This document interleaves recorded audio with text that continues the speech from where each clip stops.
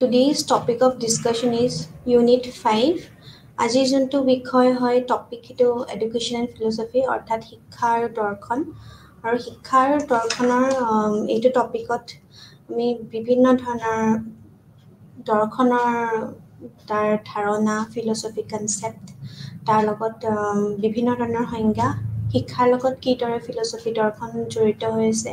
আৰু বিভিন্ন দাৰ্শনিকে দিয়া নিজৰ মতামত শিক্ষাৰ আৰু দৰ্শনৰ এই গোটেই বিষয়বস্তুখিনি আমি গোটেই ইউনিট ডিছকাছ কৰিম আৰু এইটো ইউনিট 5ত ইন ডিটেইলছ আমি যেতিয়া ফিলচফি পঢ়ো আৰু শিক্ষা পঢ়ো আমি পোনপ্ৰথমে আমি দুটা ভাগত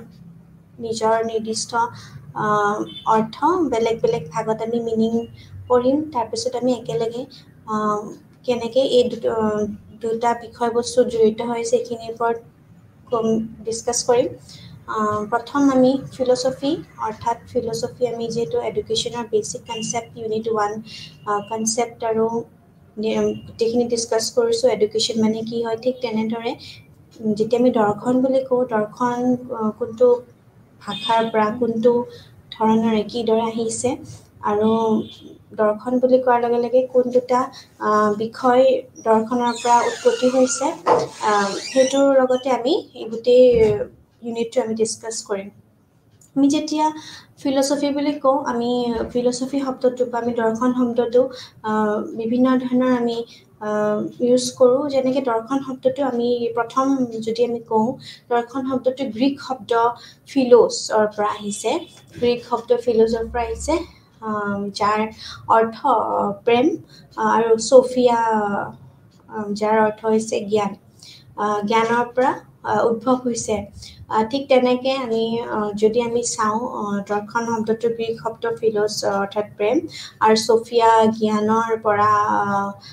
উদ্ভৱ হৈছে ইয়াৰ অৰ্থ হৈছে জ্ঞানৰ প্ৰেম যাক আমি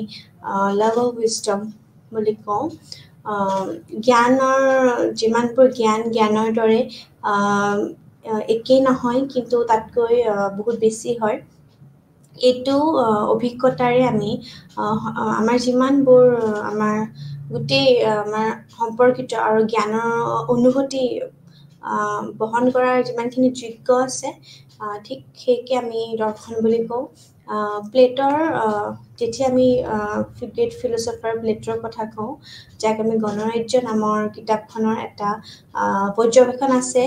যিয়ে এই বিশ্বাসক প্ৰতিফলিত কৰে যে দৰ্শন হৈছে জ্ঞানৰ প্ৰেম যি এজন মানুহক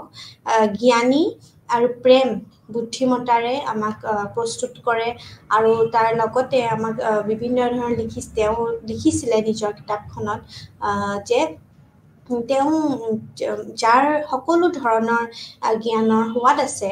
আৰু যি শিকিবলৈ আগ্ৰহী হয় সদায় কেতিয়াও সন্তুষ্ট নহয় তেওঁক কেৱল দাৰ্শনিক বুলি কোৱা হ'ব পাৰে আমি তেওঁকে দাৰ্শনিক বুলি ক'ব পাৰোঁ যোনে he never satisfied with his own knowledge and he always wants to try finding something new and curiosity থাকে ঠিক তেনেকৈ দৰ্শন শব্দটো এক নিৰ্দিষ্ট ধৰণে আমি যদি সংযোজিত কৰোঁ তেতিয়া এটা কঠিন হয় যিটো সাৰ্বজনীনভাৱে গ্ৰহণযোগ্য দৰ্শনৰ বিভিন্ন অৰ্থ আছে কেতিয়াবা ই এক নিৰ্দিষ্ট চিন্তাধাৰাক বুজায় সকলো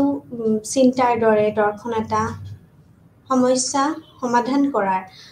প্ৰয়াসৰ পৰা উদ্ভৱ হয় এক বিজ্ঞানটোৰভাৱে পৰিস্থিতিৰ পৰা অৰ্থ উলিয়াবলৈ বা আমি যদি অপ্ৰয়োজনীয়তাবিলাক আমি বুজাবলৈ চেষ্টা কৰোঁ কিন্তু বেছিভাগ ধৰণৰ চিন্তাৰ বিপৰীতে ইয়াৰ কোনো তাৎক্ষণিক উদ্দেশ্যও নাই অৰ্থাৎ আমি ক'ব পাৰোঁ যে দৰ্শনে সমস্যাৰ গভীৰ অৰ্থ বিচাৰি যিমানখিনি ওলোৱাৰ দৰে সন্মুখীন হোৱা সমস্যা সমাধান কৰাৰ সৈতে ইমান চিন্তিত নহয় দৰ্শনৰ জ্ঞান কেৱল সামগ্ৰিকভাৱে শিক্ষাৰ বুজাবুজিৰ বাবেই নহয় শিক্ষাদানৰ কৌশল আৰু সেইবোৰৰ কাৰ্যসূচী ব্যৱহাৰ সিদ্ধান্ত লোৱা বা বাছনি কৰাও মৌলিক হয় আমি যদি উদাহৰণস্বৰূপে লওঁ এজন শিক্ষকে শ্ৰেণীৰ এটাত যেতিয়া বৰ্গমূলৰ নীতিসমূহ শিকায় ছাত্ৰ ছাত্ৰীক আপুনি দেখিব পাৰে যে শিক্ষকে ব্যৱহাৰ কৰাৰ পদ্ধতিসমূহ শিশুৰ বুজাবুজিৰ বাবে উপযুক্ত শিক্ষকে এক উপযুক্ত শ্ৰেণীকোঠাৰ পৰিস্থিতিত সৃষ্টি কৰিবলৈ মানসিক পৰিস্থিতি জানে কিন্তু তেওঁৰ প্ৰতিজন শিক্ষাৰ্থীৰ আমি যদি বৰ্গশিপাৰ সৈতে জড়িত হওঁ সমস্যা সমাধান কৰিবলৈ শিকোৱাত পৰ্যাপ্ত পৰিমাণে কৰিছে নেকি বাৰু পাঠ্যক্ৰমত নিৰ্ধাৰিত যিমানবোৰ বিষয়বস্তু আছে প্ৰদান কৰাটো এজন শিক্ষকৰ কাম নেকি বাৰু বা বিভিন্ন ধৰণে শিক্ষা মানুহৰ সকলো আচৰণতে উন্নত কৰাৰ এক উপায় এইটো চিন্তা কৰাৰ বাবে এটা আৰ্হি হ'ব পাৰে নেকি বাৰু ঠিক এনেকুৱা ধৰণৰ চিন্তা বিষয়বোৰ বা ই আমাক বিশ্ব ব্ৰহ্মাণ্ডৰ প্ৰকৃতি আৰু ইয়াৰ আমাৰ স্থান বুজোৱাত সহায় কৰিব পাৰিব জানো এনে ধৰণৰ প্ৰশ্নবোৰৰ আচলতে উত্তৰ দিবলৈ আমাৰ যিমানখিনি সাধাৰণ আৰু আমাৰ শৈক্ষিক দৰ্শনে বিশেষকৈ উত্তৰ দিবলৈ সাধাৰণতে চেষ্টা কৰে আৰু তাৰ লগত বিশ্লেষণ আৰু সংৰক্ষণ যিমানখিনি হৈছে দৰ্শনৰ দুটা মৌলিক কাৰ্য বুলি আমি ক'ব পাৰোঁ প্ৰথমটো হৈছে আমি যেতিয়া কওঁ মহান যিমানখিনি আছে দাৰ্শনিকসকলে তাৰ ভিত্তিত নিৰ্ধাৰণ কৰে দৰ্শনৰ বিভিন্ন ধৰণৰ সংজ্ঞাসমূহ আগবঢ়াইছে বেছিভাগ আমি আমাৰ প্ৰশ্নসমূহৰ লগত সম্বন্ধ কৰে আৰু এই প্ৰশ্নবোৰৰ উত্তৰ পাবলৈ বিভিন্ন ধৰণৰ প্ৰক্ৰিয়াবোৰো ব্যাখ্যা কৰে আৰু সেয়েহে এইটো সঠিকভাৱেও কোৱা হয় যে যিজনে বহুতো প্ৰশ্ন কৰে প্ৰশ্নবোৰৰ উত্তৰ পাবলৈ চেষ্টা কৰে আৰু উত্তৰবোৰত কেতিয়াও সন্তুষ্টি লাভ নকৰে তেওঁ সঁচাকৈ দাৰ্শনিক হ'ব পাৰে আমি যোনবোৰ সাধাৰণতে দাৰ্শনিক মানুহ হয় তেওঁলোক খুব বেছি চিন্তাত থাকে আৰু ইয়াৰ যিমানখিনি আমাৰ পৰিপ্ৰেক্ষিতত বিভিন্ন দাৰ্শনিকসকলে দিয়া দৰ্শনৰ কিছুমান সংজ্ঞা ইয়াত এইবাৰৰ অধীনত দিয়া হৈছে আৰু এতিয়া আমি অকণমান মানে দৰ্শনৰ কিছু সংজ্ঞা আমি চাবলৈ চেষ্টা কৰিম বুজিবলৈ চেষ্টা কৰিম যেতিয়া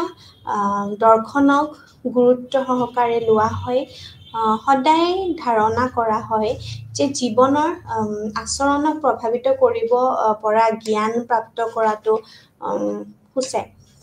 অভিজ্ঞতাৰে বিষয়ে সিদ্ধান্তৰ এটা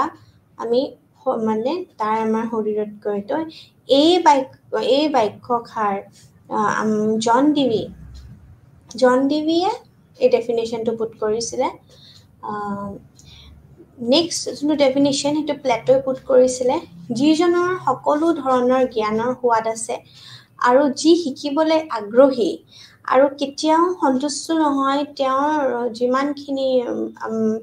ন্যায় সন্দেহ ভাৱ থাকে দাৰ্শনিক বুলি কোৱা হ'ব পাৰে প্লেটই কোৱা এইষাৰ সংজ্ঞা দেন নেক্সট হৈছে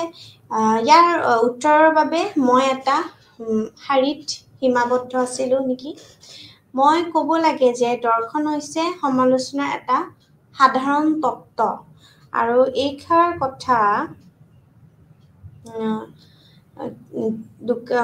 ডুকাছে কৈছিলে দৰ্শন হৈছে পৃথিৱীৰে ব্যাখ্যা য'ত ইয়াক সলনি কৰিব পৰা যায় আৰু উপযুক্ত যিমানখিনি সংজ্ঞা আছে তাৰ বিশ্লেষণ কৰিবলৈ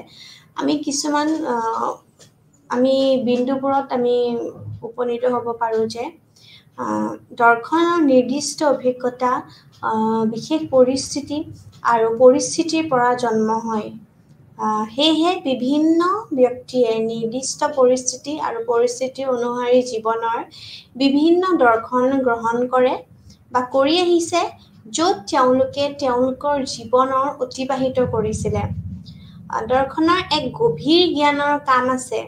আৰু ই এক আকৃতি প্ৰদানো কৰে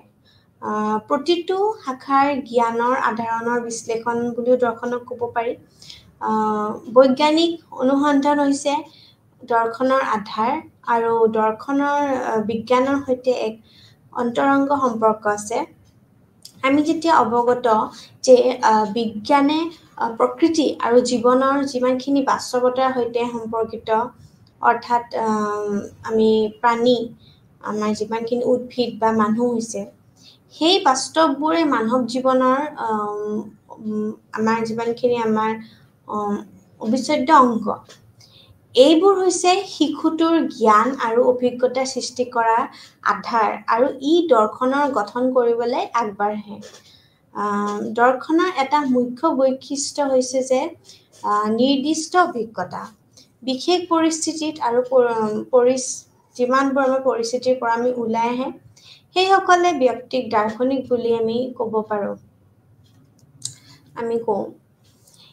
আমি এতিয়া বিভিন্ন ধৰণৰ আমাৰ ব্ৰাঞ্চেছ অফ ফিলচফি, অৰ্থাৎ ভাগ, দৰ্শনৰ আমি কিছু অংক ভাগ আমি পঢ়িম, আমি চাম ইয়াতে।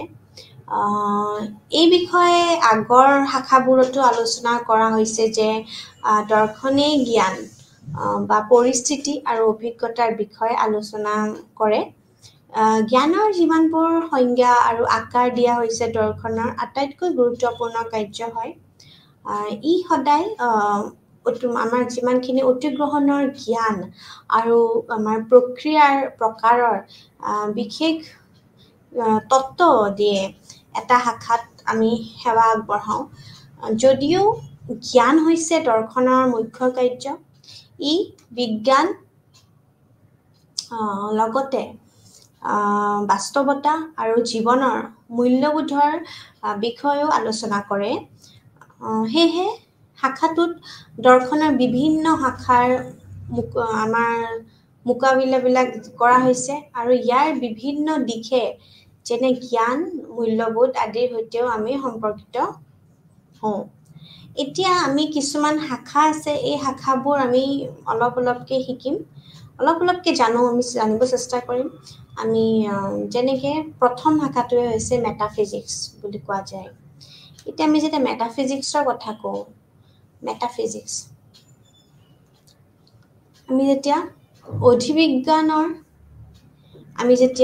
ডেৰাইভেটিভ মিনিং হৈছে মেটাফিজিক্স, আমাৰ হৈছে ভৌতিকৰ বাহিৰত কি আছে তাৰ বিজ্ঞান। ইয়াৰ অৰ্থ হৈছে আমি যেতিয়া অধিবিজ্ঞান অৰ্থাৎ মেটাফিজিক্স, অধিবিজ্ঞান শব্দটোৱে চূড়ান্ত বাস্তৱতাৰ বিষয়ে আলোচনা কৰে যে ভৌতিক পৃথিৱীৰ বাহিৰত। এই অধিবিজ্ঞানৰ শব্দটোত মেটা নামৰ দুটা শব্দৰ পৰা উদ্ভৱ হৈছে, যাৰ অৰ্থ হৈছে পিছত,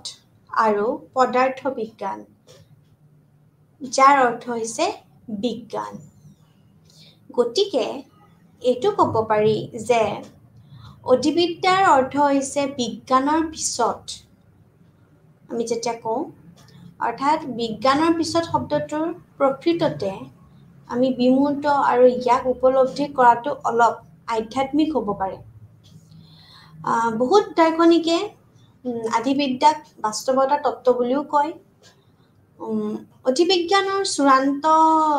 বাস্তৱৰ প্ৰকৃতিৰ কিছুমান অধ্যয়ন আমি বুজাওঁ, তাৰ লগতে ইয়াত কিছুমান আমাৰ অস্তিত্বৰো আমাৰ প্ৰকৃতি আছে বিষয়ে অনুমান আমি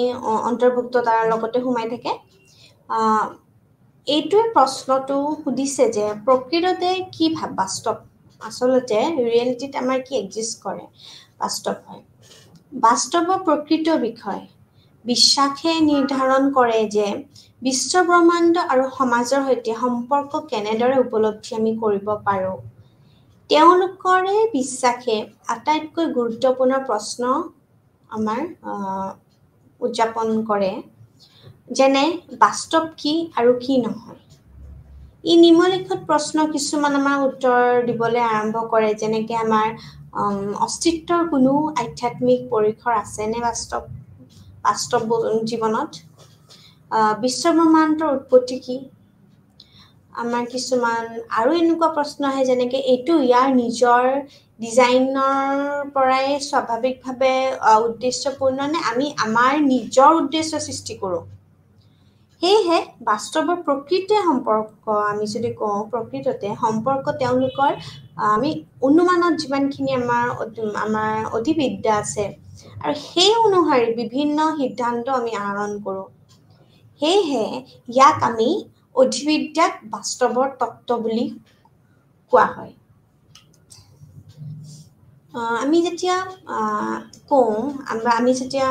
আমাৰ দৈনন্দিন জীৱনত আমি কিছুমান ক্ষেত্ৰত আমি আগ্ৰহী হওঁ যেনে কিছুমান বিষয় যেনে ধৰক অধিবিদ্যা কেনেদৰে শৈক্ষিক তত্ত্ব আৰু অনুশীলনৰ সৈতে বিভিন্ন ধৰণৰ সম্পৰ্কিত হয় পাঠ্যক্ৰমত অধ্যয়নৰ বা অভিজ্ঞতাৰ আৰু আমাৰ যিমানখিনি দক্ষতাৰ আমাৰ বিষয়বোৰ আছে শিক্ষা অনুষ্ঠানসমূহক সমৰ্থন কৰাৰ সমাজৰ যিমানখিনি আমাৰ দ্বাৰা ধাৰণা আছে তাৰ বাস্তৱতাৰ ধাৰণা প্ৰতিফলিত কৰে বহুতো বিদ্যালয়ৰ বিষয় যেনে ইতিহাস হ'ব পাৰে ভূগোল হ'ব পাৰে ৰসায়ন বিজ্ঞান হ'ব পাৰে অৰ্থাৎ আমাৰ কেমিকেল সায়েন্স হ'ব পাৰে ইত্যাদি শিক্ষাৰ্থীসকলে সদায় বাস্তৱতাৰ কিছুমান মাত্ৰা বৰ্ণনা কৰে উচ্চ বিদ্যালয়ৰ বিজ্ঞানত যদি এজন শিক্ষাৰ্থীয়ে বিৱৰ্তনৰ ওপৰত আলোচনা আমাৰ যিমানখিনি সমাপ্ত কৰে আৰু সামগ্ৰিকভাৱে বিশ্ব ব্ৰহ্মাণ্ডৰ কোনো উদ্দেশ্য নাই ই অনুসৰণ কৰে যে তেওঁ জীৱনৰ অৰ্থ কেৱল তেওঁ আৰু তাই ব্যক্তিগতভাৱে প্ৰাপ্ত কৰাৰ যিমানখিনি দৰেহে বুজাব আমি লাগে আকৌ ভূগোলত বিভিন্ন অঞ্চলত পৃথিৱীৰ উচ্চতা বতৰ আমি যাক ৱেডাৰ ক্লাইমেট কণ্ডিশ্যনছ কওঁ আৰু পৰিৱেশৰ যিমানখিনি যুগ আমি কৰোঁ বা বিভিন্ন ধৰণৰ ধৰক ভূমি ৰূপ হয় আৰু সেই ভূমি ৰূপত আমাৰ যিমানখিনি আমাৰ উপযুক্ত আদি ধাৰণাটো হৈছে আমাৰ যিমানখিনি অনুশাসনৰ জ্ঞানৰ আধাৰ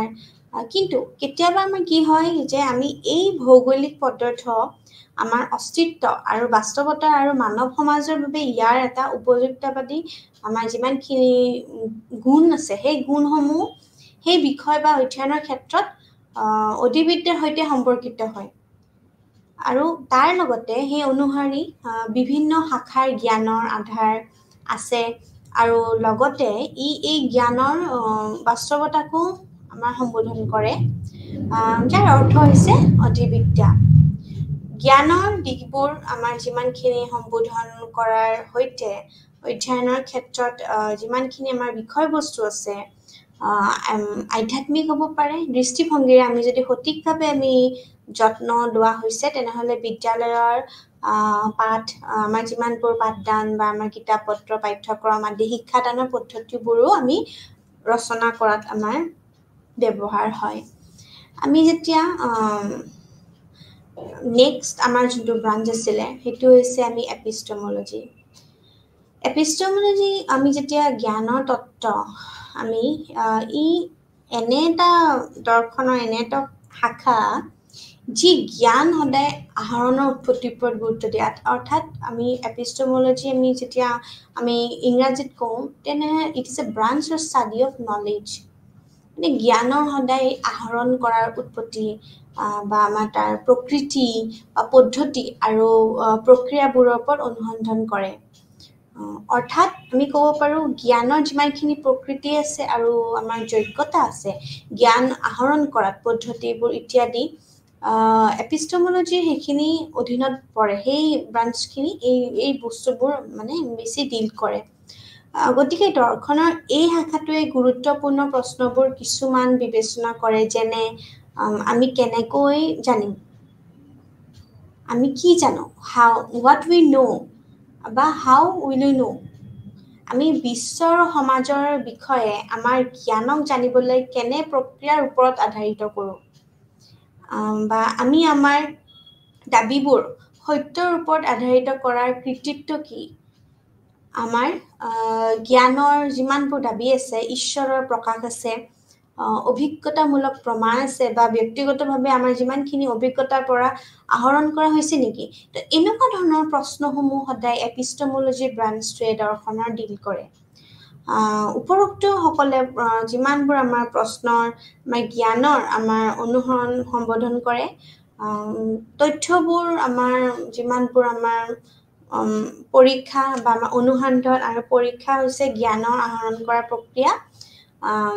যিবোৰ প্ৰক্ৰিয়া যিবোৰ আমাৰ বিশেষকৈ আমাৰ বিজ্ঞানৰ অধীনত আহে সেয়েহে এপিষ্টমোলজিয়ে সদায় মেইন ডমেইন জ্ঞান আমাৰ জ্ঞানী দিশটো সম্বোধন কৰে চিত্ৰময় মুখ্য যিমানবোৰ আমাৰ বিশেষভাৱে তত্ত্ব আছে সেই শব্দবোৰৰ পৰা আমি দেখুৱাওঁ যদি আমি দেখাব মই এখন এটা চাৰ্ট দেখুৱাইছো আপোনালোকে মন কৰিব আমাৰ আচলতে আমি জ্ঞান যেতিয়া কওঁ আমাৰ নলেজটো একচুয়ালি আমি ক'ৰ পৰা পাওঁ যেতিয়া আমি নলেজ বা আমি যেতিয়া কওঁ কি যে আমি যেতিয়া কওঁ অৰিজিন অফ নলেজ বুলি তেতিয়া আমি এইখনে আমাৰ চাৰ্ট আছে এই চাৰ্টখন আপোনালোকে মন কৰিব মই এটা প্ৰত্যেকটো কি এনেকৈ যেতিয়া আমাৰ অবজেক্টিভিজম থাকে তেতিয়া আমাৰ অবজেক্টিভিজমে সদায় আমাক এম্পিৰিচিজম নলেজটো আমাক ডেভেলপ কৰাত ট্ৰাই কৰে আৰু এম্পিৰিচিজম সদায় আমাৰ প্ৰি কনচেপচুৱেল বা প্ৰি প্ৰচিডিউৰ নলেজ হয় ঠিক তেনেকৈ pragmatism is also' a branch of philosophy আৰু এই অবজেক্টিভিজম প্ৰেগমেটিজম আৰু ইণ্টাৰপ্ৰিটিভিজমে সদায় জ্ঞানৰ আহৰণৰ ওপৰত গুৰুত্ব দিয়ে একুৱাৰিং নলেজৰ ওপৰত যেনেকৈ প্ৰেগমেটিজমে সদায় একুৱাৰিং নলেজৰ ওপৰত গুৰুত্ব দিয়ে আৰু প্ৰেগমেটিজমে হৈছে এটা আমাৰ প্ৰচিডিউৰেল নলেজ হয় আৰু যেতিয়া আমি ইণ্টাৰপ্ৰিট কৰোঁ তেতিয়া আমি কনষ্ট্ৰাক্টিভ থিংকিং বা আমাৰ কনষ্ট্ৰাক্টিভিটিজমৰ ওপৰত গুৰুত্ব দিয়ে আৰু সেই লাষ্টত আমাৰ যাৰ ফলত আমাৰ কনষ্ট্ৰাক্টিভ নলেজটো আমি এজ এ ৰিজাল্ট আমি দেখিবলৈ পাওঁ চ' এইখন চাৰ্ট হৈছে আমি এপিষ্টমলজিকেল নলেজ অৰ্থাৎ এপিষ্টমলজিকেল যেতিয়া আমি আমাৰ জ্ঞানৰ ওপৰত চাওঁ তেতিয়া আমি এই টাৰ্মছবোৰ আমি পাওঁ আমি জ্ঞান আমাৰ ক'ৰ পৰা আহিছে যেতিয়া আমি অবজেক্টিভিটি আৰু প্ৰেগমেটিজম আৰু ইণ্টাৰপ্ৰিটিভিজমৰ ওপৰত আমি চাওঁ তেতিয়া আমি সদায় বুজোঁ যে আমাৰ জ্ঞানৰ মেইন ডমেইন আমি এই তিনিটা পাওঁ আৰু আল্টিমেটলি আমাৰ তিনিটা ষ্টেজ অফ নলেজত আমি ৰিফ্লেক্ট কৰে এটা হৈছে প্ৰি প্ৰচিডিউৰেল নলেজ দেন হৈছে procedural knowledge and ultimately it leads to constructive knowledge আৰু এই চাৰ্টখনেদি আমি খুব ক্লিয়াৰলি বুজি পাওঁ এতিয়া আমি যদি কওঁ এপিষ্টমলজি শব্দটোৰ বৰ্ণনা সকলো শাখাতে আছে আৰু আমি প্ৰায়ে কওঁ যে আমি অনুশাসনমূলক জ্ঞান আছে ইয়াৰ অৰ্থ হৈছে প্ৰতিটো শাখাত কিছুমান নীতি আৰু জ্ঞানৰ তত্ত্বৰ সৈতে এক জ্ঞানৰ আধাৰো থাকে আৰু উদাহৰণস্বৰূপে আমি যেতিয়া মনোবিজ্ঞান অৰ্থাৎ সাইকোলজি আমাৰ কিছুমান নীতি আৰু তত্ত্ব আছে একেদৰে শিক্ষাৰ ক্ষেত্ৰতো আমাৰ বহুতো শিক্ষামূলক নীতি আছে যি আমাক ধাৰণাটো সদায় বুজাই উপযুক্ত আমাৰ শিক্ষা বিজ্ঞানৰ ব্যৱহাৰ কৰি আৰু সেই ধাৰণাটোৱে শিকোৱাত সহায় কৰে উদাহৰণস্বৰূপে শিক্ষাদান আৰু শিক্ষাৰ পদ্ধতিৰ সৈতে এপিষ্টমলজি আমাৰ যিমানবোৰ আমাৰ সম্পৰ্কিত আছে এজন যেতিয়া আমি আইডিয়েলিষ্টে সেই জ্ঞান ধাৰণাৰ ওপৰত আধাৰিত কৰি ৰাখিব পাৰে যিবোৰ আমাৰ মনত থাকে কিন্তু ব্যক্তিজনে আমাৰ বা ব্যক্তিগতভাৱে আমাৰ নাজানে আদৰ্শবাদী এজন বা আইডিয়েলিষ্ট বুলি কওঁ আদৰ্শবাদী এজন আমি যেতিয়া আমি উপযুক্ত শৈক্ষিক পদ্ধতি হ'ব পাৰে তেওঁ সদায় সক্ৰেটিক আমাৰ যিমানবোৰ সংলাপ য'ত শিক্ষকে আমাৰ যিমানখিনি আগশাৰীৰ প্ৰশ্ন আছে সেইবোৰ সুধি ছাত্ৰজনে সদায় আমাৰ যিমানখিনি আমাৰ চেতনালৈ আমাৰ শব্দ ধাৰণা আনিবলৈ চেষ্টা কৰে যদিও অস্তিত্ববাদীয়ে আমাৰ দাবী কৰে যে আমি যি বিশ্বাস কৰিব বিচাৰোঁ তাক বাছনি কৰি আমি আমাৰ নিজৰ জ্ঞান সৃষ্টি কৰোঁ সেয়েহে জ্ঞানৰ আধাৰ অবিহনে আমি কেতিয়াও এটা অনুশাসনৰ অস্তিত্ব সেই শাখাতে নতুন জ্ঞান আমি আহৰণ কৰাৰ সৃষ্টি কৰাত পদ্ধতি আৰু আমাৰ যিমানখিনি অনুশালীন কোৱা বুলি আমি কঠিন হিচাপে আমি লওঁ কঠিন হ'ব পাৰে আৰু এপিষ্টমলজিকেল আমাৰ দৰ্শনে সদায় এইটো গুৰুত্ব দিয়ে যে আমাৰ যিমানখিনি মানে আমাৰ প্ৰভাৱ আছে বা আমাৰ যিমানখিনি বিচাৰে যে মানে আমি প্ৰত্যেক বস্তু আমি বাছনি কৰোঁ আৰু নিজৰ জ্ঞানতে সৃষ্টি কৰে এই ওপৰত গুৰুত্ব দিয়ে নেক্সট ব্ৰাঞ্চ আমাৰ আছে এক্সিঅলজি যাক আমি এক্সিঅলজি হৈছে দৰ্শনৰ অন্যতম শাখা যিয়ে নীতি বা মূল্যবোধৰ তত্ত্ব হিচাপে আমাৰ সংজ্ঞাত আমাক দিয়ে বা আমি যেতিয়া কওঁ কি যে এক্সিঅলজিৰ উপবিভাজন হৈছে নৈতিকতা আৰু আমি যেতিয়া আমি নান্দনিকতা বুলি কওঁ আমাৰ যাক মৰেলিটি থাকে নৈতিকতা হৈছে নৈতিক মূল্যবোধ আৰু আমি যেতিয়া কওঁ আচৰণ দাৰ্শনিকৰ অধ্যয়ন সৌন্দৰ্য আৰু কলাৰ ক্ষেত্ৰত মূল্যবোধৰ অধ্যয়নৰ সৈতে আমি সদায় আমাৰ যিমানখিনি নান্দনিক সম্পৰ্কীয় আছে কিছুমান বিদ্যালয়ৰ বিষয়ে আমাৰ যেনে কলা নাটক সংগীত বা আমাৰ নৃত্য আদিয়ে সদায় নান্দনিক বোধ পুনৰ কৰে মানৱ জীৱনৰ আমাৰ বা অসম আমাৰ যিমানখিনি সুসংগত আমাৰ যিমানখিনি সন্তুলিত আৰু সুন্দৰ কৰি তোলে গতিকে এফালে য'ত অধিবিদ্যাই বাস্তৱবোৰ বা বাস্তৱতাৰ প্ৰকৃতি বৰ্ণনা কৰিবলৈ চেষ্টা কৰে বা আমাৰ যিমানখিনি আমাৰ বিজ্ঞান আছে নৈতিকৰ আচৰণ আৰু আমাৰ সৌন্দৰ্যৰ অনুশাসন বিদ্যালয়ৰ পৰিৱেশ শিক্ষাৰ্থী শিক্ষকৰ সম্পৰ্কে আদিকৈ প্ৰভাৱিত কৰে আৰু এক্সিঅলজি মুখ্যতে জ্ঞানৰ প্ৰভাৱাত্মক ক্ষেত্ৰত সৈতে আমাৰ সদায় সম্পৰ্কিত হৈ থাকে সাধাৰণতে শিক্ষাৰ প্ৰণালী আৰু পাঠ্যক্ৰমৰ ৰচনা বিকাশ আৰু নিৰ্দিষ্টভাৱে লেনদেনত দেন আমি যেতিয়া কওঁ এক্সিঅলজি এক অতি গুৰুত্বপূৰ্ণ ভূমিকা পালন কৰে আমি যেতিয়া হয়তো জানিছিলোঁ যে ৰাষ্ট্ৰীয় পাঠ্যক্ৰম আমাৰ যিখন ফ্ৰেমৱৰ্ক আছে নেশ্যনেল কাৰিকুলাম ফ্ৰেমৱৰ্ক 2005 যে শিক্ষাৰ এক পৃথক সত্য হিচাপে মূল্য আমাৰ যিমানখিনি আধাৰিত আৰু আমাৰ নৈতিক শিক্ষাৰ ওপৰত গুৰুত্ব আৰোপ কৰে আৰু তাৰ লগতে ইয়াক মূল বিষয়বোৰৰ সৈতে এখন বিভিন্ন ধৰণৰ একত্ৰিত কৰে আৰু সেয়েহে বিদ্যালয়ৰ যিমানখিনি পাঠ্যক্ৰমত আমাৰ নান্দনিক বোধ আছে আমাৰ নৈতিক আৰু মূল্য শিক্ষা কলা আৰু শিল্প আছে তাৰ শান্তি শিক্ষা ইত্যাদি আৰু পাঠ্যক্ৰমৰ যিমানখিনি একত্ৰিত কৰাটো পাঠ্যক্ৰমৰ আমাৰ গোটেইখিনি সমিতিৰ সন্মুখত এক প্ৰত্যাহ্বানে হৈ পৰে আমি ইয়াত দেখোঁ যে বিভিন্ন ধৰণৰ বিভিন্ন সময়ত শিক্ষা সমিতি বা আমাৰ যিমানখিনি এডুকেশ্যন কমিশ্যনছ আছে আৰু বিভিন্ন আমাৰ যিমানখিনি আয়োগৰ পাঠ্যক্ৰম বা আমাৰ পাঠ্যক্ৰমৰ যিমান জড়িত শৈক্ষিক মূল্যবোধৰ ৰূপায়ণৰ বাবে তেওঁলোকৰ সদায় প্ৰতিবেদন গুৰুত্ব দিয়ে আৰু নথিভুক্তও তাৰ লগত কৰে সেয়েহে আমাৰ যিমানখিনি প্ৰাচীন শিক্ষা ব্যৱস্থাৰ আমাৰ আৰম্ভণিৰ পৰাই আমাৰ গোটেইখিনি শিক্ষাৰ ওপৰত আমাৰ প্ৰত্যেক প্ৰভাৱ পেলায় আন এটা শব্দ এইটো যে শিক্ষাৰ ব্যৱস্থাৰ আমাৰখিনি হৃদয় আমাৰ জীৱনৰ দক্ষতাৰ আমাৰ যিমানখিনি ধাৰণা যেনে আমাৰ আত্মসজাগতা বুলি ক'ব পাৰোঁ সমালোচনামূলক চিন্তা সিদ্ধান্ত লোৱা ডিচিশ্যন মেকিং কাৰ্যকাৰী যোগাযোগ তাৰপিছত আমাৰ সহানুভূতি আমাৰ সৃজনশীলতা চিন্তা ক্ৰিয়েটিভ থিংকিং যিমানখিনি আছে সমস্যা সমাধান প্ৰব্লেম সলভিং আমাৰ যিমানখিনি আন্তঃব্যক্তিগত সম্পৰ্ক ইণ্টাৰপাৰ্চনেল ৰিলেশ্যনশ্বিপছ বুলি যাক কয় আৰু আৱেগৰ সৈতে আমাৰ যিখিনি ইম'শ্যনছ আছে আৱেগৰ সৈতে আমাৰ এইখিনি মোকাবিলা কৰাত সদায় আমাৰ স্কুলীয়া আমাৰ শিক্ষা আৰু শিক্ষাত তেওঁলোকৰ সদায় আমাৰ এটা কাৰণে আমি এনেকুৱা ধৰণে আমি সদায় আমাৰ যিমানখিনি সিদ্ধতা আৰু শিক্ষাৰ গুৰুত্বৰ ওপৰতো আমি সদায় আৰোপ কৰিবলৈ চেষ্টা কৰিম আমাৰ নেক্সট যোনটো ব্ৰাঞ্চ আছে সেইটো হৈছে সংজ্ঞা অনুসাৰী আমি যুক্তি বুলি যাক কওঁ লজিক আমি যে কওঁ logical reasoning we often use or we get to see in different examinations in our in daily life আমি দেখা পাওঁ যুক্তি আমি যুক্তি শব্দটো খুব ব্যৱহাৰ কৰোঁ সংজ্ঞা অনুসৰি যুক্তি হৈছে যুক্তিৰ এক পদ্ধতি য'ত আমি বিভিন্ন বিৱৰিতাৰ আমি যেতিয়া আমি সংকলন কৰোঁ তাৰ অন্তৰ্ভুক্ত থাকে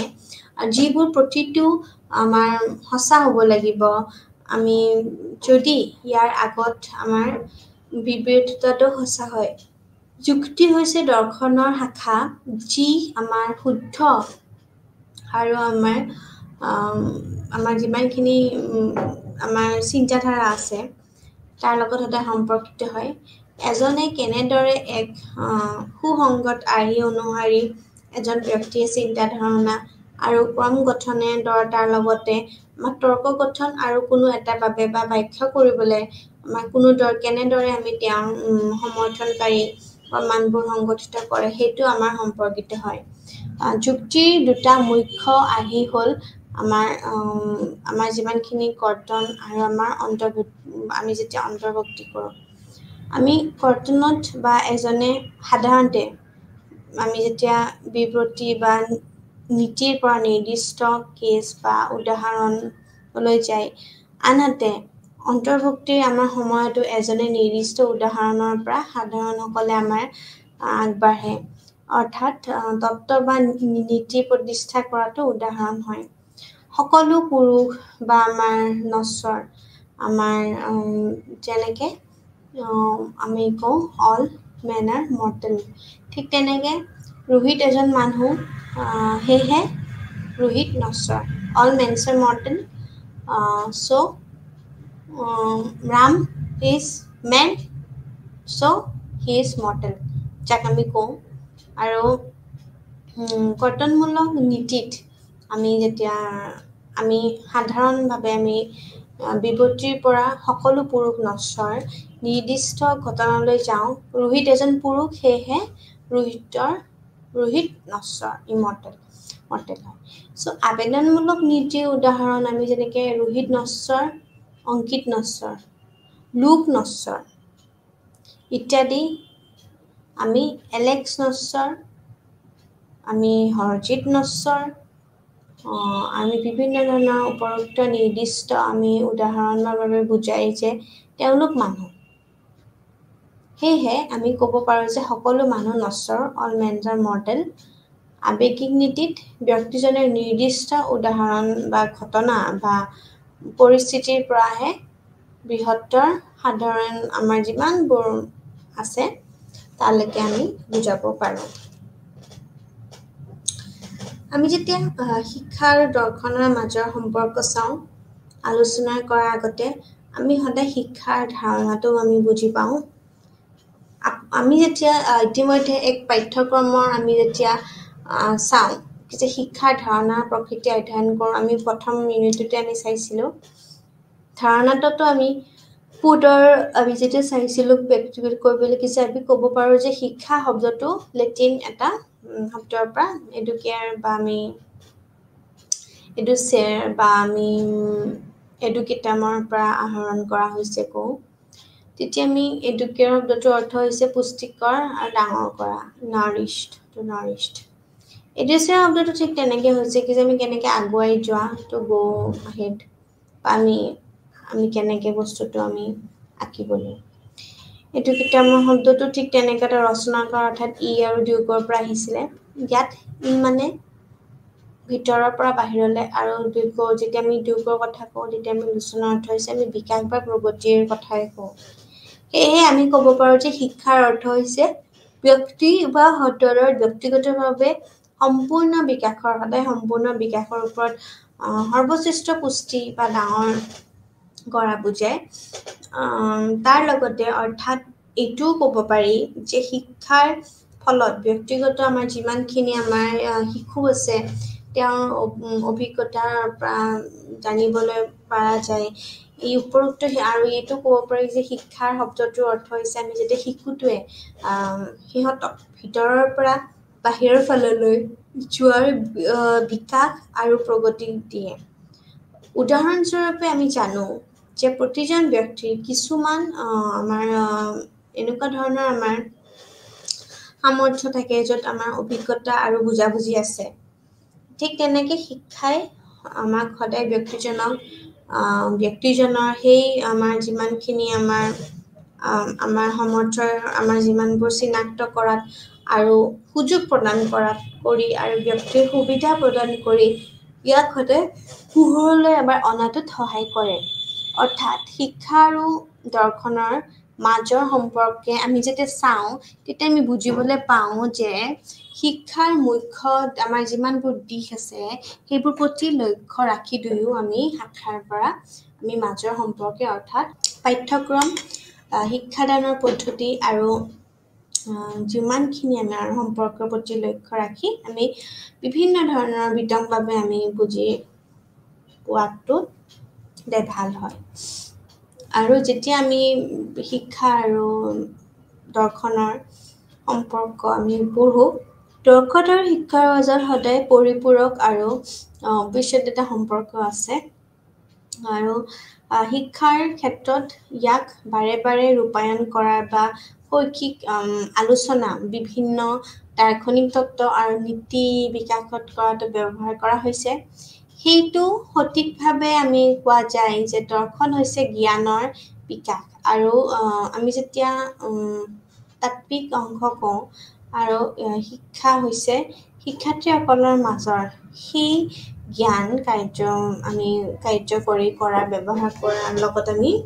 কাৰ্য অংশ আমি কওঁ। দৰ্শন হৈছে মানৱ জীৱনৰ বিকাশৰ মাধ্যম। দৰ্শনে মানৱ জীৱনৰ লক্ষ্য নিৰ্ধাৰণ কৰে আৰু শিক্ষাই এই লক্ষ্যবোৰৰ প্ৰাপ্ত কৰাত অৰ্থ হিচাপে ভূমিকা পালন কৰে। দৰ্শন আৰু শিক্ষাৰ দুয়োটাই আমি যেতিয়া অবিচ্ছেদ্য আমি ভাবে আৰু বা আমি পৰম্পৰাৰ সৈতে পাৰম্পৰিকভাৱে আমি যেতিয়া সম্পৰ্কিত হওঁ জি.এছ. ৰুছৰ মতে দৰ্শন আৰু শিক্ষা এইটো মুদ্ৰাৰ কোনো দিশৰ দৰে নহয়। এটা আনজনে বুজাইছে যে আগৰটো হৈছে জীৱনৰ চিন্তাশীল দিশ আনহাতে পিছৰটো হৈছে সক্ৰিয় দিশ। যেতিয়া আমি যেতিয়া কওঁ কি যে দৰ্শনৰ চিন্তা কৰি আছোঁ জীৱনৰ প্ৰক্ৰিয়া আৰু শিক্ষা চিন্তা প্ৰক্ৰিয়াটো আমাৰ বাস্তৱায়িত কৰাৰ বাবে কাৰ্যসূচী অংশ। শৈক্ষিক আমাৰ যিমানবোৰ সমস্যা আছে সেইবিলাকৰ আমাৰ শৈক্ষিক আলোচনাটো আমাৰ আৱিষ্কাৰ কৰা হয় আৰু ইয়াক আমি সদায় আমাৰ যোনবোৰ আমাৰ থিয়ৰিজ আছে সেইবোৰ আমি কৰিবলৈ আৰু তাৰ লগত আমাৰ যিমান আমাৰ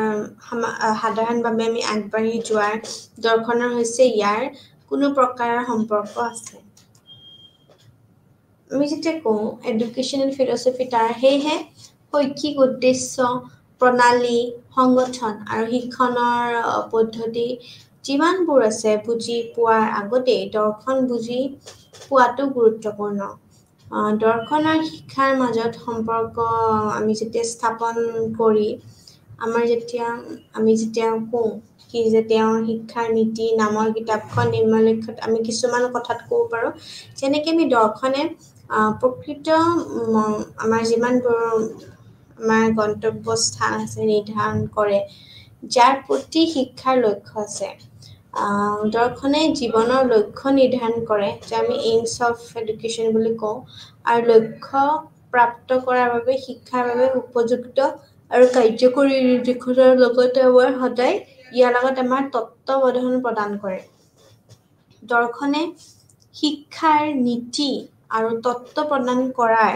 আনহাতে শিকাই আমাৰ যিমানখিনি শিক্ষাই শিকোৱা আৰু শিকাৰ প্ৰক্ৰিয়াত সেই নীতি আৰু তত্ত্ববোৰ ৰূপায়ণ কৰে যাক আমি মেথডছ অফ টিচিং বুলি কওঁ। প্ৰকৃততে শিক্ষা কেৱল এটা প্ৰকৃত দৰ্শন বা আমি দ্বাৰা হয় বুলি ব্যৱহাৰযোগ্য। দৰ্শনে শিক্ষাৰ বিভিন্ন দিশ যেনে শিক্ষাদান পদ্ধতি মেথডছ অফ টিচিং শিক্ষাদানৰ নীতি প্ৰিন্সিপালছ অফ টিচিং কাৰিকুলাম পাঠ্যক্ৰম অৰ্থাৎ আৰু শিক্ষক আৰু শিক্ষাৰ্থীৰ ভূমিকাও নিৰ্ধাৰণ কৰে roll of teacher and students. দৰ্শন আৰু শিক্ষা হৈছে এটা মুদ্ৰাৰ দুটা দিশৰ দৰে। two sides of the same coin বুলি যাক কওঁ একোটা ঠিক একেটা বস্তুৰ বিভিন্ন দৃষ্টিভংগী উপস্থাপন কৰে আৰু সেইটো আমি আনটোৱে সদায় ইটোৰ লগত বুজাই বা ৰিলেট হৈ আছে মহান দাৰ্শনিকসকলে সকলো সময়তে মহান শিক্ষাবিদ যেনে Plato then Dewey Rousseau Mahatma Gandhi and Aurobindo এইসকলে শিক্ষা হৈছে দৰ্শনৰ যেনেকৈ জেন এডামছে কৈছিলে জন এডামছে গতিশীল দিশ কিয়নো শিক্ষাই দৰ্শনৰ ধাৰণাবোৰ কাৰ্য আৰু অনুশীলন কৰাৰ ৰূপান্তৰ কৰে দৰ্শনে জীৱনৰ লক্ষ্য নিৰ্ধাৰণ আৰু আনহাতে শিক্ষা হৈছে লক্ষ্য প্ৰাপ্ত কৰাত এক উপায় বুলি আমি যাক কওঁ আৰু যাক আমি কওঁ যে উৎসাহ এই শাখাটো আৰু আমি আমাৰ যিমানখিনি আমাৰ সমসাময়িক ভাৰত আৰু শিক্ষা আছে এইখিনি আমাৰ তাৰ পৰা আমি লোৱা আমি এইখিনি বস্তু আমি ইয়াতে ৰেফাৰেন্স হিচাপে আমি পুট কৰিব পাৰোঁ আমি যেতিয়া philosophy in AIIMS of education অৰ্থাৎ দৰ্শন আৰু শিক্ষাৰ লক্ষ্যখিনি আমি চাওঁ তেতিয়া দৰ্শনে শিক্ষাৰ লক্ষ্য নিৰ্ধাৰণ কৰে আমি জানো আমি সকলোৱে জানো যে শিক্ষা হৈছে এক উদ্দেশ্যপূৰ্ণ আৰু উদ্দেশ্য কাৰ্যকলাপ হয় শিক্ষাৰ লক্ষ্যবোৰ জীৱনৰ লক্ষ্যৰ সৈতে সম্পৰ্কিত আছে আকৌ জীৱনৰ লক্ষ্য হৈছে এক নিৰ্দিষ্ট সময়ৰ দৰ্শন সৃষ্টি সাক্সেনা 2009 চনত এখন কিতাপত লিখিছিলে সেয়েহে শিক্ষাৰ লক্ষ্য দৰ্শনৰ পৰা আমি নিৰ্ধাৰণ কৰা হয় আমি আমাৰ জীৱনৰ লক্ষ্য অনুসৰি শিক্ষাৰ লক্ষ্য প্ৰস্তুতি কৰোঁ আৰু জীৱনৰ লক্ষ্য জীৱনৰ দৰ্শনৰ ওপৰত বাহিৰত নাযায় সেয়েহে যেতিয়া আমি জীৱনৰ আমাৰ পৰিৱৰ্তনৰ লক্ষ্য হয় শিক্ষাৰ লক্ষ্যও সেই অনুসৰি সলনি হয় উদাহৰণস্বৰূপে যেতিয়া আমাৰ জীৱনৰ লক্ষ্য হৈছে জীৱিকাৰ ব্যৱস্থা কৰা আৰু সমাজত থকা সেয়েহে শিক্ষাৰ লক্ষ্য সেই প্ৰয়োজনীয়তাবোৰ পূৰণ কৰাৰ বাবে নিৰ্ধাৰণ কৰা হয় আৰু সেই অনুসৰিয়ে শিক্ষাই দক্ষ আমাৰ যিমানবোৰ ব্যক্তিসকলৰ কামৰ পৃথিৱীত স্কিলছ বুলি যাক কয় নিজকে জড়িত কৰিবলৈ আৰু তেওঁলোকৰ আমাৰ যিমানখিনি জীৱিকাৰ বাবে উপাৰ্জন কৰিবলৈ সদায় প্ৰস্তুত কৰে সেয়েহে বিভিন্ন সময়ত দাৰ্শনিক আৰু শিক্ষাবিদসকলে জীৱনৰ লক্ষ্য বিষয়ে চিন্তিত আৰু সেই অনুসৰিয়ে শিক্ষাৰ লক্ষ্য আৰু ৰূপায়ণ কৰা হৈছে এতিয়া আমি যেতিয়া হয়তো আমাৰ ইয়াক জীৱনৰ লক্ষ্য আৰু আগৰ সময়ত অৰ্থাৎ প্ৰাচীন আৰু আমাৰ মধ্যযুগত medieval in ancient and medieval যুগত বা আমাৰ বৰ্তমান আধুনিক আমাৰ মডাৰ্ণ সময়ত প্ৰচলিত শিক্ষাৰ লক্ষ্যসমূহ সম্পৰ্কে আমি কৰিব পাৰোঁ এতিয়া আমি আধুনিক সময়ত যেতিয়া আমি বিজ্ঞান আৰু প্ৰযুক্তিৰ বিকাশ আমি চাওঁ তেতিয়া আমি কওঁ যে আমাৰ যিমানখিনি বৰঞ্চ ই আমাৰ বৰ্তমান সময়ত আমাৰ ব্যক্তিজনৰ জীৱন আৰু শিক্ষাৰ লক্ষ্যৰ প্ৰতিফলন হৈ পৰে ইয়াৰ উপৰিও দৰ্শনৰ বিভিন্ন বিদ্যালয়ৰ শিক্ষাৰ লক্ষ্য যেনে আদৰ্শবাদ প্ৰকৃতিবাদ আদৰ্শবাদ হৈছে আইডিয়েলিজম প্ৰকৃতিবাদ হৈছে নেচাৰেলিজম দেন ব্যৱহাৰবাদ বা আমাৰ বাস্তৱবাদ আমাৰ ইত্যাদি পৃথক আমাৰ কিয়নো এই চিন্তাধাৰাৰ পৰা আমি দাৰ্শনিক সদায় নীতিবোৰ পৃথক হয় আমি যেতিয়া বিভিন্ন খণ্ডৰ পৰৱৰ্তী আমি এককভাৱে আমি দৰ্শনৰ বিভিন্ন ধৰণৰ বিদ্যালয় বা আমাৰ যিমানবোৰ তেওঁলোকৰ শিক্ষাৰ লক্ষ্য আছে বিষয় এই বিৱৰণলৈ অধ্যয়ন কৰিব পাৰি সেয়েহে বিভিন্ন সময়ত আমাৰ শিক্ষাৰ লক্ষ্য যিমানখিনি আছে বেলেগ আছিলে যিকোনো আমাৰ সময়ছোৱাতে আমাৰ সমাজৰ জীৱন দৰ্শনেও বেলেগ আছিলে উদাহৰণস্বৰূপে প্ৰাচীন কালত আমাৰ যেতিয়া আমাৰ মধ্যযুগত আধুনিক যুগত শিক্ষাৰ লক্ষ্য বা পৃথক আছিলে কিয়নো লক্ষ্যসমূহ এটা সময়ৰ দ্বাৰা নিৰ্ধাৰণ কৰা হয় আৰু উপৰোক্ত আমাৰ আলোচনাও ই সঁচাই আমাৰ যে আমাৰ শিক্ষা দৰ্শনৰ আৰু লক্ষ্যসমূহৰ আমাৰ ইজনে সিজনৰ সৈতে এটা বিভিন্ন ধৰণৰ আমাৰ মানে সম্পৰ্কত আমাৰ প্ৰভাৱিত হৈ পৰে ঠিক তেনেকৈ আমাৰ ফিলচফি এণ্ড কাৰিকুলামৰ আমি যেতিয়া কথা ক'ম তেতিয়া আমি বিদ্যালয় আৰু বিদ্যালয়ৰ পাঠ্যক্ৰম বিকাশ কৰাটো এটা শিক্ষাৰ আমাৰ যিমানখিনি ব্যৱস্থাৰ আটাইতকৈ গুৰুত্বপূৰ্ণ উপাদান হয় বিদ্যালয়ৰ পাঠ্যক্ৰমে শিক্ষাৰ্থীসকলৰ যিমানখিনি আমাৰ জীৱনত পাঠ্যক্ৰমতে আমাৰ লেনদেন কৰা সমল আৰু পাঠ্যক্ৰমৰ সৈতে আমাৰ সম্পৰ্কিত জেনেৰেলি কৰে এতিয়া আমাৰ কিছুমান সম্প্ৰদায়ৰ প্ৰত্যক্ষা বা কিছুমান সামাজিক অনুশীলনৰ সৈতে আমি যেতিয়া পোনপটীয়াকৈ সম্পৰ্ক আহে আৰু এনেদৰে দৰ্শনে শিক্ষাৰ লক্ষ্য নিৰ্ধাৰণ কৰে সেয়েহে এই পাঠ্যক্ৰমে সদায় নিৰ্ধাৰণ কৰি আহিছে আকৌ যেতিয়া আমি অনুশাসনৰ এক দাৰ্শনিক দৃষ্টিভংগীৰ দৰে আমি পাঠ্যক্ৰমৰ বিষয় বা আমাৰ পাঠ্যক্ৰমৰ যিমানখিনি আমাৰ দাৰ্শনিক দৃষ্টিভংগী আছে এখন দেশ সমাজৰ দেশ বা আমি বিভিন্ন ধৰণৰ আমাৰ পাঠ্যক্ৰমত আমাৰ প্ৰতিফলিত হৈ পৰে সেই অনুসৰি আকৌ বিদ্যালয়ৰ আমাৰ যিমানবোৰ কাৰ্যকলাপ আছে তাৰ লগত আমাৰ যিমানখিনি আমাৰ অভিজ্ঞতা ৰচনা কৰা হয় আমাৰ উদাহৰণস্বৰূপে যদি এখন দেশৰ দৰ্শনৰ জনসাধাৰণৰ মাজত গণতান্ত্ৰিকভাৱে বা মনোভাৱ বা বিভিন্ন ধৰণৰ বিয়পাব বিচাৰে তেন্তে বিদ্যালয়ৰ পাঠ্যক্ৰমত গণতান্ত্ৰিক নীতি অন্তৰ্ভুক্ত কৰা আমি কৰিব পাৰোঁ তেতিয়া আমি যেতিয়া কৰিব পাৰোঁ তেতিয়াহ'লে আমাৰ এখন দেশ আমি সদায় মানে ভাল ফালে কেনেকৈ বিকাশ হয় আমি গোটেইখিনি আমি এখন দৰ্শনৰ পাঠ্যক্ৰমত আমি প্ৰতিফলিত হ'লে আমি কৰিব পাৰোঁ আৰু কিছুমান আমাৰ যদি এখন দেশৰ দৰ্শন তেওঁলোকক সদায় কৰ্মজগতত জড়িত কৰি ইয়াৰ ৰাষ্ট্ৰীয় আমাৰ যি কাবাক আমাক যাক আমি এমপ্লয়মেণ্ট বুলি কওঁ স্বাৱলম্বী কৰি তুলিব বিচাৰে তেন্তে শিক্ষাৰ লক্ষ্য হ'ব বিদ্যালয়ৰ পাঠ্যক্ৰমত অন্তৰ্ভুক্ত কৰি দেশ আৰু সমাজত আৰু আমাৰ যিমানখিনি আমাৰ শিল্পৰ দক্ষতা আধাৰিত আৰ্ট এণ্ড ক্ৰাফ্ট যাক কয় আধাৰিত শিক্ষা ব্যৱস্থাৰ বিকাশ আৰু ৰূপায়ণ আমি কৰা হয় ঠিক তেনেকেই আমি আৰু বিভিন্ন ধৰণৰ আমি উদাহৰণ এক্সাম্পলছ ল'ব পাৰোঁ যে দৰ্শন আৰু পাঠ্যক্ৰমৰ মাজৰ আমি সংযোগবিলাক ধাৰণাত আমি য'ত বৰ্ণনা কৰিব পাৰোঁ আৰু আমি বিভিন্ন এক্সাম্পলছো পুট কৰিব পাৰোঁ উদাহৰণস্বৰূপে যদি দেশৰ মুখ্য লক্ষ্য হৈছে সাংস্কৃতিক আমি যদি কওঁ ইতিহাস বা প্ৰেৰণ কৰা আৰু আমাৰ যিমান সংৰক্ষণ কৰা তেনেহ'লে আমি বিদ্যালয়ৰ পাঠ্যক্ৰমত এনেদৰে আমি প্ৰস্তুতি কৰা হ'ব পাৰে যাতে দেশৰ সাংস্কৃতিক আদিৰ মাজত সাংস্কৃতিক আমাৰ যিমানবোৰ সজাগতা আছে সেয়া অনুভূতি আমি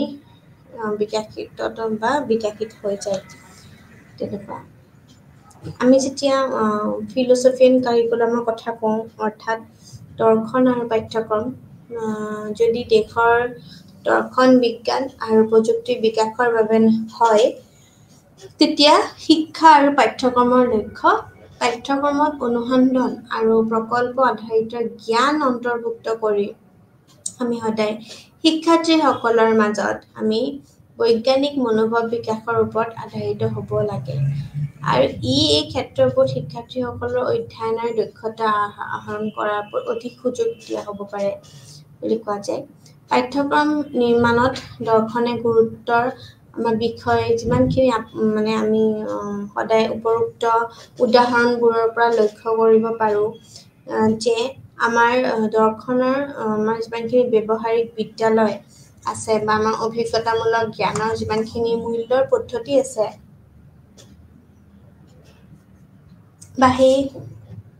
পদ্ধতিবোৰ যিভাৱে আলোচনা কৰে সেয়েহে সেই শিক্ষণ বা পদ্ধতিবোৰক আমি গুৰুত্ব দিয়ে য'ত আমি বিভিন্ন ধৰণৰ সহজত আমি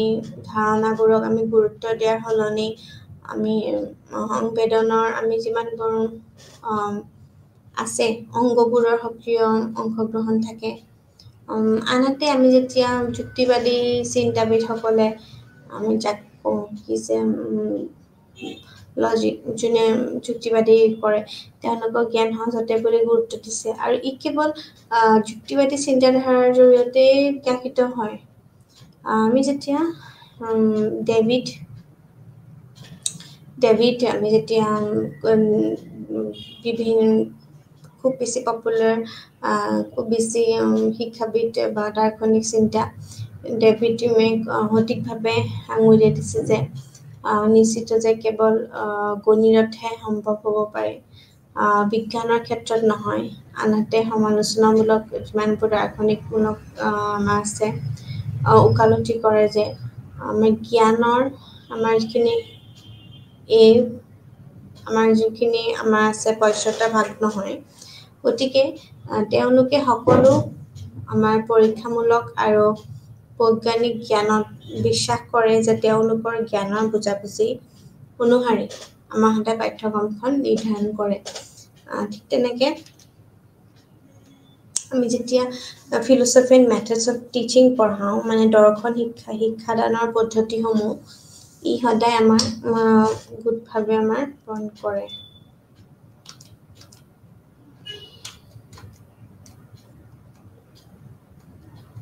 আমি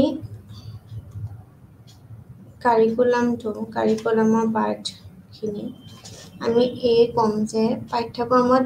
নিৰ্মাণত দৰ্শনৰ গুৰুত্বৰ বিষয়ে সেইখিনি আমি ধুনীয়াকৈ উদাহৰণ লিখিব পাৰোঁ আমি যদি ফিলচফি মেথডছ অফ টিচিং বুলি কওঁ বা আমি শিক্ষণৰ পদ্ধতি আৰু দৰ্শন কেনেকুৱা দৰ্শন শিক্ষাদানৰ পদ্ধতিৰ সৈতে আমাৰ সদায় প্ৰভাৱিত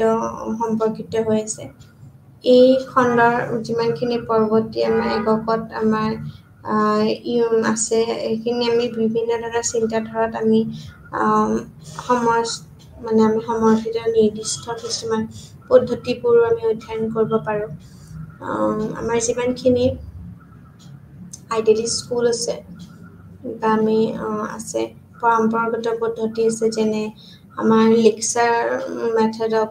অধ্যয়ন কৰা এক আদৰ্শ পদ্ধতি হিচাপে আমি পৰামৰ্শ দিছিলে বা প্ৰকৃতিবিদ চিন্তাধাৰা আমাৰ যেনেখিনি স্ব-অধ্যয়ন আমাৰ আছে পদ্ধতি বা আৰু এজন শিক্ষকৰ সহায়ক আৰু নিৰ্দেশক হিচাপে ভূমিকাৰ ওপৰত গুৰুত্ব আৰোপ কৰে বা আমি ব্যৱহাৰিক বিদ্যালয় আমাৰ যিমানখিনি আছে শিক্ষাদানৰ বাবে কাৰ্যকলাপ আছে বা আমাৰ সমস্যা সমাধান কৰাৰ লগত আমাৰ প্ৰকল্প আছে এইখিনি পদ্ধতিৰ ওপৰতে আমি গুৰুত্ব আমি সদায় দিয়া দেখা পাওঁ আদৰ্শবাদী বিদ্যালয়ৰ শিক্ষক আৰু কেন্দ্ৰিক পদ্ধতিবোৰক গুৰুত্ব দিয়ে আৰু যিমানখিনি আমাৰ প্ৰকৃতিবাদী চিন্তাধাৰা আছে সেই শিক্ষাৰ্থীসকলৰ বাবে স্বাধীনতাৰ ধাৰণাত বা আমাৰ বিশ্বাস কৰে যে এনেদৰে আমাৰ যিমানখিনি আত্ম অধ্যয়নৰ পদ্ধতি আছে সেইখিনি গুৰুত্ব দিয়ে দৰ্শনৰ ব্যৱহাৰিক বিদ্যালয়বোৰ আমাৰ শিক্ষাৰ্থীসকলৰ তেওঁলোকৰ অধ্যয়নৰ বাবে গণতান্ত্ৰিক স্বাধীনতা প্ৰদান কৰে যে শিশুকেন্দ্ৰিক পদ্ধতি আৰু কাৰ্যকলাপ আমাৰ যিমানখিনি প্ৰকল্প পদ্ধতি আছে তাৰ ৰূপায়ণ কৰে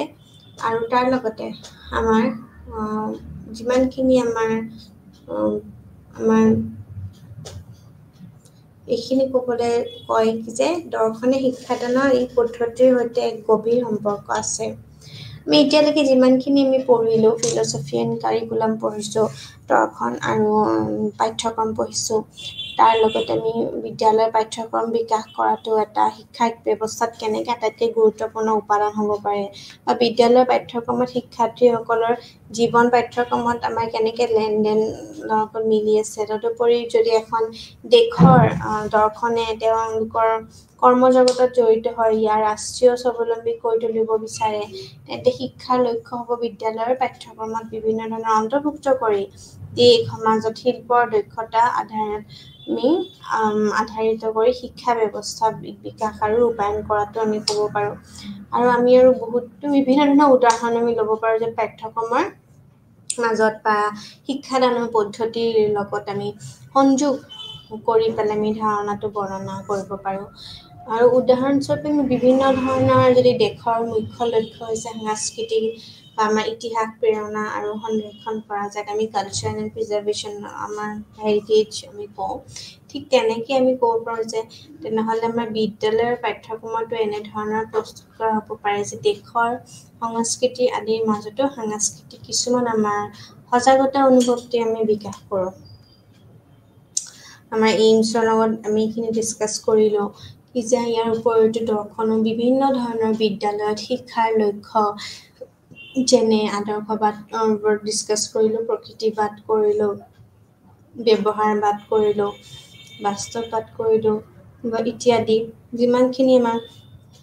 পৃথক যিকোনো চিন্তাধাৰা আমাৰ দাৰ্শনিক নীতিসমূহ এইখিনি আৰু তাৰ লগত বিভিন্ন সময়ত শিক্ষাৰ লক্ষ্য বেলেগ আছিলে যিকোনো সেই সময়ছোৱাতে আমাৰ সমাজৰ জীৱনৰ দৰ্শনো বেলেগ আছিলে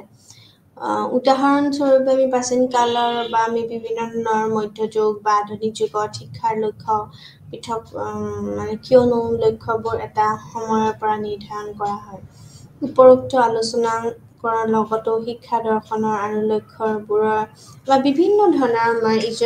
ইজন সিজনৰ লগত আমি কেনেকৈ প্ৰভাৱিত হৈ সম্পৰ্কিত হৈ থাকে সেইখিনি চোৱাৰ লগতে দৰ্শনে শিক্ষাৰ লক্ষ্য নিৰ্ধাৰণ কৰাৰ ওপৰতে চবেই জানে যে শিক্ষা হৈছে আমাৰ উদ্দেশ্যপূৰ্ণ আৰু কাৰ্যকলাপৰ লগতে শিক্ষাৰ লক্ষ্যবোৰ জীৱনৰ লক্ষ্যৰ সৈতে আমাৰ সদায় সম্পৰ্কিত হৈ থাকে ঠিক তেনেদৰে আকৌ জীৱনৰ লক্ষ্য হৈছে এক নিৰ্দিষ্ট সময়ৰ লক্ষ্য এইখিনি কথা ছাক্সেনে কৈছিলে 2009 চনত আকৌ আমাৰ জীৱনৰ লক্ষ্য অনুসৰি শিক্ষাৰ লক্ষ্য প্ৰস্তুতি কৰাই বুজায় সেয়েহে আমাৰ বিভিন্ন সময়ত আমাৰ দাৰ্শনিক আৰু আমাৰ যিমানখিনি আমাৰ বিশ্ববিদ্যালয় সকলো জীৱনৰে লক্ষ্যৰ বিষয়ে চিন্তিত আৰু সেই অনুসৰি শিক্ষাৰ লক্ষ্যবোৰ আমাৰ সদায় ৰূপায়ণ কৰাত সহায় হয় তাৰ লগতে আমি যেতিয়া কওঁ কি যে জীৱনৰ লক্ষ্য আৰু আগৰ সময়ত অৰ্থাৎ প্ৰাচীন আৰু মধ্যযুগৰ বা বৰ্তমান আধুনিক সময়ছোৱালে প্ৰচলিত শিক্ষাৰ লক্ষ্যসমূহ সম্পৰ্কিত কৰিব আমি সদায় পাৰোঁ সদায় interrelations there is always relationship between all the ages of education system আধুনিক সময়তো আমি বিজ্ঞানৰ আৰু আমাৰ যিমানবোৰখিনি প্ৰযুক্তিৰ বিকাশ আছে এইখিনিৰ লগত আমি সদায় বৰঞ্চ বৰ্তমান আমি সদায় আমাৰ ব্যক্তিজনৰ জীৱনৰ আৰু বিকাশ আমাৰ সদায় লক্ষ্যৰ লগত আমাৰ প্ৰতিফলন হয়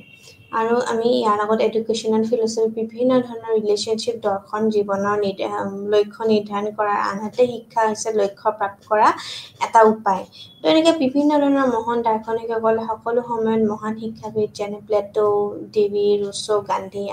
অৰবিন্দ এইবোৰ স্বামী বিবেকানন্দ এনেকুৱা ধৰণৰ দাৰ্শনিকসকলে নিজৰ চিন্তা সদায় আগবঢ়াইছে তাৰ লগত আমি গোটেইখিনি বেচিক মিনিংখিনি ডিছকাছ কৰিছোঁ philosophy and curriculum methods of teaching আৰু এই মেথডছ অফ টিচিং দৰ্শন শিক্ষাদানৰ পদ্ধতি এই গোটেই বস্তুখিনি আমাৰ গণতান্ত্ৰিক স্বাধীনতা প্ৰদান কৰা লগতে আমাৰ বিভিন্ন ধৰণৰ দৰ্শন শিক্ষাদানৰ পদ্ধতিৰ লগত আমাৰ সদায় সম্পৰ্কিত হৈ আছে আৰু এই গোটেইখিনি খণ্ডৰে পৰৱৰ্তী আমি যদি এককত কৰি চাওঁ তেনেহ'লে আমি ক'ব পাৰোঁ যে যিকোনো আমি যেতিয়া ব্যৱহাৰিক বিদ্যালয় বা শিক্ষাদানৰ বাবে আমি কাৰ্যকলাপবিলাক আমি অনুষ্ঠিত কৰোঁ বা আমাৰ সমস্যা সমাধান আৰু আমাৰ যিমানখিনি আমাৰ প্ৰকল্প আছে পদ্ধতি আছে তাৰ ওপৰত সদায় গুৰুত্ব আৰোপ কৰে আৰু এই আদৰ্শবাদী বিদ্যালয়ৰ শিক্ষক কেন্দ্ৰিক পদ্ধতিবোৰকে আমাৰ সদায় গুৰুত্ব দিয়ে আৰু প্ৰকৃতিবাদী চিন্তাধাৰাক আমাৰ যিমানবোৰ শিক্ষাৰ্থীসকলৰ বাবে স্বাধীনতাৰ ধাৰণাত বিশ্বাস কৰে আৰু এনেদৰে আত্ম অধ্যয়নৰ পদ্ধতিবোৰতো গুৰুত্ব দিয়ে আৰু দাৰ্শনিক আমি যিমানখিনি ব্যৱহাৰিক আছে বিদ্যালয়ৰ আমাৰ শিক্ষাৰ্থীসকলক সদায় আমাৰ তেওঁলোকৰ যিমানখিনি আমাৰ অধ্যয়ন আছে আমাক তাৰ বাবে আমাৰ গণতান্ত্ৰিক স্বাধীনতা থাকে আৰু গণতান্ত্ৰিক স্বাধীনতা প্ৰদান কৰে আৰু শিশুকেন্দ্ৰিক পদ্ধতি যিমানখিনি আছে যেনে কাৰ্যকলাপ হ'ব পাৰে বা বিভিন্ন ধৰণৰ পদ্ধতি যাক আমি মেথডছ বুলি কওঁ বা তাৰ লগত পদ্ধতি যেনে কাৰ্যকলাপ আৰু প্ৰকল্প পদ্ধতি কৰা ৰূপায়ণ কৰা গোটেইখিনি উপৰোক্ত আমি আলোচনাটোৱে আমাক সদায় স্পষ্ট কৰিবলৈ চেষ্টা কৰে ইয়াৰ যে আমাৰ বিভিন্ন ধৰণৰ আমাৰ যিমানখিনি চেষ্টা আছে সেইখিনিৰ লগত সদায় দৰ্শনৰ শিক্ষাদানৰ বা পদ্ধতিৰ সৈতে এটা শিক্ষা আৰু দৰ্শনৰ সদায় এটা গম্ভীৰ সম্পৰ্ক আছে আৰু ইয়াত মেথডছ অফ টিচিং যোনখিনি শিক্ষণৰ পদ্ধতি আছে তাৰ ধাৰণাৰ ওপৰত বেছ কৰি পেলাই আমি ব্যৱহাৰিক বিদ্যালয়ৰ ওপৰতো আমি ইয়াতে সম্পৰ্ক আলোচনা কৰিব পাৰোঁ। Thank U.